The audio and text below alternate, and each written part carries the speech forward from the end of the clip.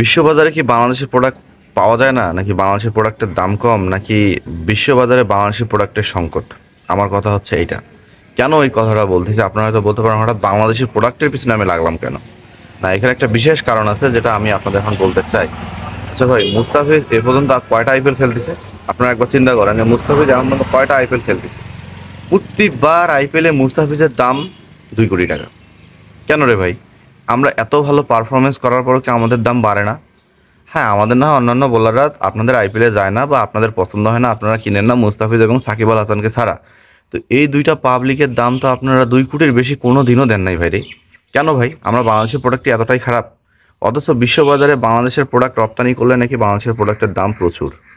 যেখানেই যাবেন সেখানে made in Bangladesh, not made in China. আমরা যদি মেড ইন বাংলাদেশ হয়ে এত ভালো পারফরমেন্স করার পরও আমাদের দাম 2 কোটি হয়, তাহলে আমাদের কি বলা উচিত আপনাদেরকে? আমরা সেটা জানতে চাই। আইপিএল কর্তৃপক্ষ, ডিআর আইপিএল কর্তৃপক্ষ, আপনারা কি একবার চিন্তা করে দেখছেন যে এই যে 2 কোটি টাকা মূল্য দিয়ে প্রতিবারে আমাদের কেনেন আর এত ভালো পারফরমেন্স করেন, অথচ 2 ম্যাচ যদি আমরা খারাপ করি আমাদেরকে বাদ দিয়ে দেন কেন? কি কারণ?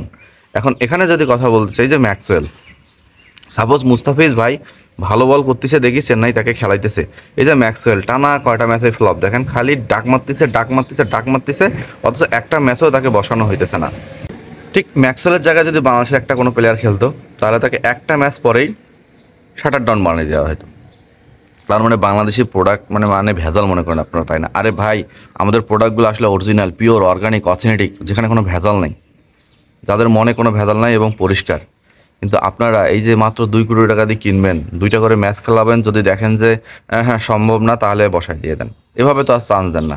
এই যে মনে করেন যে যেটা বলতেছে, মানে আমাদের নিলামে তো প্লেয়ারগুলো ওঠে ভাই রে, আপনারা কিনেন না কেন? আমাদের শরীফুল, তাসকিন ভালো বোলার তো, তাদেরকে কিনেন। হ্যাঁ, ব্যাটসম্যানদের কথা বাদ দিলাম, কারণ আমাদের বাংলা ব্যাটসম্যান তো, বাংলা ব্যাটসম্যানদের কথা বাদ দিলাম, তাদের পেশি শক্তি কম, তারা হয়তো একটু জোরে কম মারতে পারে, কিন্তু বাট এই যে আমাদের যে বোলারগুলো আছে এদের তো ভাই মারাত্মক এখন শক্তি, মানে এক একটা পেস দিয়ে তো আপনার ধ্বংস করে ছাড়িয়ে দিবে। আচ্ছা, মিচেল স্টার্ককে যে আপনারা এই যে এত কোটি টাকা দিয়ে কিনলেন, পেট কামিন্সকে যে আপনারা এত কোটি টাকা দিয়ে কিনলেন, তার 10 ভাগের 1 ভাগ দিয়ে আমাদের মুস্তাফিজকে কিনলেন। কে ভালো খেলতেছে, কে ভালো বল করতেছে, কে বেশি উইকেট পাচ্ছে?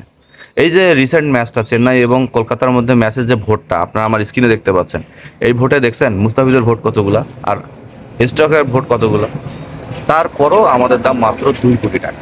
কেন ভাই? বাংলাদেশি প্রোডাক্ট দেখি 2 কোটি টাকা দাম ইন্ডিয়ার কাছে কি দাম কম আমাদের, নাকি মানে কি কারণে আমাদের দাম কম? সেটাই আমার প্রশ্ন। হ্যাঁ, সেটাই আমি জানতে চাই। আমার বাঙালি মন, মানে গর্বিত জাতি আমরা, কিন্তু আমাদের দাম এত কম। ভাই রে, কেন এত দাম কম আমাদের? এটাই আমার প্রশ্ন।